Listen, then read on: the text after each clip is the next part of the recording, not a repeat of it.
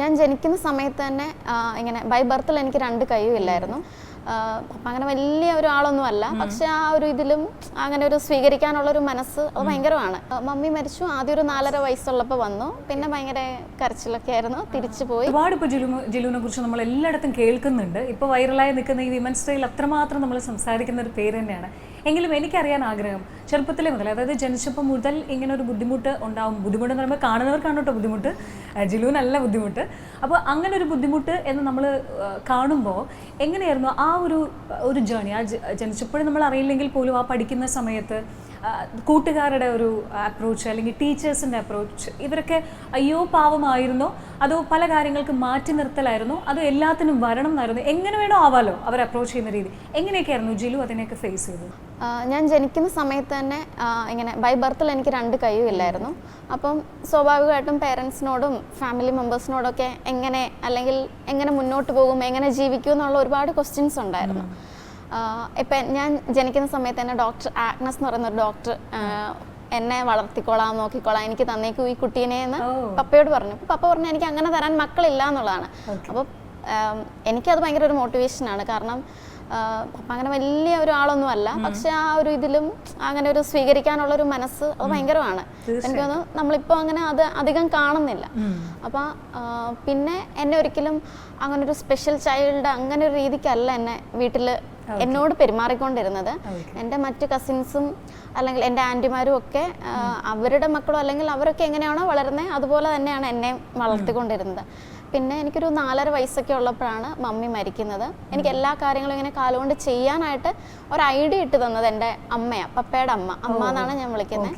അപ്പം അമ്മയാണ് കാലുകൊണ്ട് ഇങ്ങനെ അപ്പം ജസ്റ്റ് ഇങ്ങനെ നമ്മുടെ ടോയ്സൊക്കെ ഇങ്ങനെ അങ്ങോട്ടും ഇങ്ങോട്ടും എടുത്തു വെക്കുന്നു, അങ്ങനെയൊക്കെ ചെയ്യുന്നത്. അതിന് ശേഷമാണ് ഞാൻ ചെത്തിപ്പുഴയിൽ SD സിസ്റ്റേഴ്സ് നടത്തുന്ന മേഴ്സി ഹോം എന്ന് പറയുന്ന സ്ഥാപനത്തിലേക്ക് വരുന്നത്. ഏത് പ്രായത്തില്? മമ്മി മരിച്ചു, ആദ്യം ഒരു 4.5 വയസ്സുള്ളപ്പോൾ വന്നു, പിന്നെ ഭയങ്കര കരച്ചിലൊക്കെ ആയിരുന്നു, തിരിച്ചു പോയി. പിന്നെ 1ാം ക്ലാസ് മുതൽ ഡിഗ്രി വരെ ഞാൻ അവിടെ നിന്നാണ് പഠിക്കുന്നത്, ഈ മേഴ്സി ഹോമിൽ നിന്ന്. 6 വയസ്സ് മുതൽ 5 വയസ്സ് മുതൽ അങ്ങനെ അവിടെ നിന്നാണ് പഠിച്ച്. അപ്പോൾ അങ്ങനെ അവിടുത്തെ സിസ്റ്റർ മരിയല്ല, ഒരുപാട് സിസ്റ്റേഴ്സ് ഉണ്ട്, കുറേ പേരൊക്കെ മരിച്ചുപോയി. സിസ്റ്റർ ഫ്ലോറൻസ് ഉണ്ട്, സിസ്റ്റർ എലക്ട എന്ന് പറയുന്നൊരു സിസ്റ്റർ ഉണ്ട്, സിസ്റ്റർ മരിച്ചുപോയി. ദലീനാമ്മ, അങ്ങനെ ഞങ്ങൾ അമ്മയെന്നാണ് അവരെ വിളിക്കാറ്. അപ്പോൾ അങ്ങനെ ഒരുപാട് നമ്മുടെ നമ്മുടെ സ്റ്റഡിയുടെ ചാർജ് ഒരാൾക്കായിരിക്കും, നമ്മുടെ കലാപരമായിട്ടുള്ള കാര്യങ്ങൾ നോക്കുന്ന വേറെ സിസ്റ്റേഴ്സ് ആയിരിക്കും. അപ്പോൾ അങ്ങനെ അവിടെ നിന്നാണ് ഇങ്ങനെ പഠിക്കുന്നത്. ഞങ്ങൾ ഡിസേബിൾഡ് ആയിട്ടുള്ള കുറേ കുട്ടികളുണ്ട്, ഞങ്ങളെ അവിടുത്തെ മാനിൽ തന്നെ സ്കൂളിൽ കൊണ്ടുവന്നാക്കും. അപ്പോൾ ഞങ്ങൾ നോർമൽ സ്കൂളിൽ തന്നെയാണ് പഠിക്കുന്നത്. അപ്പോൾ 1ാം ക്ലാസ് മുതൽ 4ാം ക്ലാസ് വരെ ഒരു സ്കൂളിലായിരുന്നു. അതിനുശേഷം 5 മുതൽ +2 വരെ സെൻറ്റ് തെരേസസ് ഹയർ സെക്കൻഡറി സ്കൂളിൽ, പിന്നെ ഡിഗ്രി ചെയ്തത് saint Joseph's college of communication media village. അപ്പോൾ ഇങ്ങോട്ടൊക്കെ കടന്നു ചെല്ലുമ്പോഴും ഒരു ചെറിയ സ്റ്റാൻഡേർഡുകളിലൊന്നും നമ്മൾ എങ്ങനെയെന്നൊന്നും അങ്ങനെ ഇതാവുന്നില്ല. പിന്നീട് നമ്മൾ ചെല്ലുമ്പോൾ ഞാനായിട്ടൊരിടത്തും പുറകോട്ട് നിൽക്കുന്ന ഒരാളല്ല, എങ്ങനെയാണോ അതുപോലെ തന്നെ, അല്ലെ മുന്നോട്ടൊന്നും ഇല്ല പുറകോട്ടും ഇല്ല, കൂടെ തന്നെ അങ്ങനെയാണ്. പിന്നെ എൻ്റെ ടീച്ചേഴ്സും എൻ്റെ ഫ്രണ്ട്സും ഒക്കെ ഭയങ്കര സപ്പോർട്ടായിരുന്നു. ഞാൻ ചെറുപ്പം മുതൽ വരയ്ക്കുമായിരുന്നു. അപ്പോൾ സ്കൂളിലൊക്കെ പഠിക്കുമ്പോൾ എന്ത് കോമ്പറ്റീഷൻ ഉണ്ടെങ്കിലും ഞങ്ങളുടെ ക്ലാസ്സിനെ റെപ്രസെൻറ്റ് ചെയ്യുന്നത് എപ്പോഴും ഞാനായിരിക്കും. അപ്പോൾ എപ്പോഴും പ്രൈസും കിട്ടുമായിരുന്നു എനിക്കും. അതും ഇങ്ങനെ ഇന്നിപ്പോൾ MFPA ഫുഡ് ആർട്ടിസ്റ്റ് ആകാനായിട്ടൊക്കെ ഉള്ളൊരു വലിയൊരു കാര്യം എന്ന് പറയുന്നത് അത് തന്നെയാണ്. ചെറുപ്പം മുതലുള്ള ചിലപ്പോൾ അവരൊന്നും സപ്പോർട്ട് ചെയ്തില്ല, ഞാൻ അന്നേ അത്ര വരച്ച് വരില്ലായിരുന്നു. തീർച്ചയായിട്ടും അത് വരയിൽ മാത്രമേ ഉണ്ടായിരുന്നുള്ളൂ സ്കൂൾ കോളേജ് കാലഘട്ടത്തിൽ മുന്നോട്ട് വരുന്നത്? അല്ലല്ല, മോണോ ആക്ട് അങ്ങനെയുള്ള കാര്യങ്ങൾ ഇപ്പൊ അങ്ങനെയൊന്നും ചെയ്യാറില്ല. ഇപ്പൊ ഞാൻ ചോദിക്കും എന്നുള്ളത് കൊണ്ടാണ് ആദ്യമേ അങ്ങ് പറഞ്ഞത്.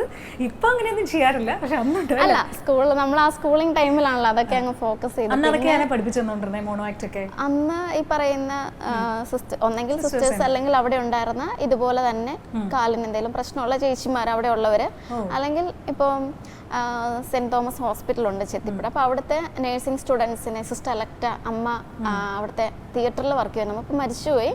അപ്പോൾ അവിടുന്ന് ചേച്ചിമാരെയൊക്കെ കൊണ്ടുവന്ന് അങ്ങനെ ഡാൻസ് എല്ലാ പ്രോഗ്രാംസും ഞങ്ങളെ എല്ലാ കുട്ടികളെയും അപ്പോൾ അവർ നമുക്ക് പഠിപ്പിച്ചു തരും. അങ്ങനെയൊക്കെ അന്ന് ഡാൻസിനൊക്കെ ഉണ്ടായിരുന്നു. അന്ന്